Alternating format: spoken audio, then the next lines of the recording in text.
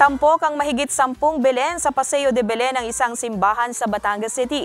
Samantala, ibinida ng ilang kabataan ang mga dekorasyong pampasko na gawa mula sa plastic bottle sa Taysan, Batangas. Tungayan yan sa report ni Denise Abante.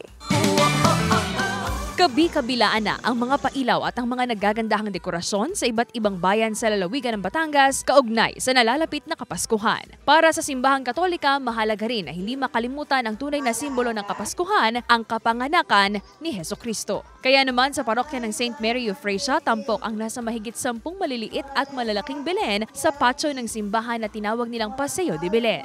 Ayon sa pamunuan ng simbahan, itong Paseo de Belen ang isa sa magiging simbolo ng pagpapaalala sa mga Katoliko ng kahalagahan ng kapanganakan ni Hesukristo na sa isang simpleng sabsaban isinilang ang dakilang tagapagligtas ng sanlibutan. Mas mapalapit tayo sa misteryo ng pagkakatawan-tao ng Panginoong Hesus. Yun ang una.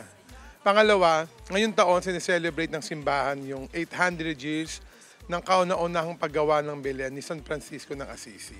Kaya kung mapapansin ninyo, iba-ibang klaseng Belen to para mapagnilayan natin kung paano pinanganak si Jesus.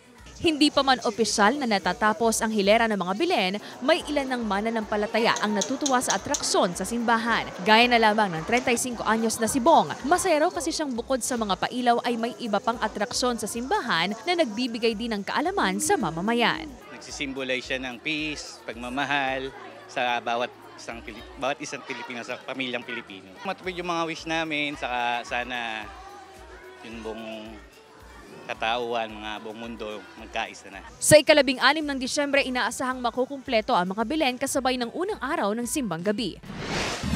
Samantala, sa bayan ng Taysan sa Batangas, napuno ng neon green lanterns ang covered court na ito ng Barangay Mataas na Lupa. Ayon sa sangguniang kabataan ng Mataas na Lupa, gawa sa mga bote ng soft drinks ang mga parol na siya nilang kinolekta sa mga tindahan, bahay at paaralan upang makagawa ng palamuti sa barangay. Isa raw ito sa proyekto ng sangguniang kabataan upang ang mga patapong bote ay patuloy pa ding mapakinabangan. Kasama si J.R. Manjares, Denise Abante, Balitang Southern, Tagalog.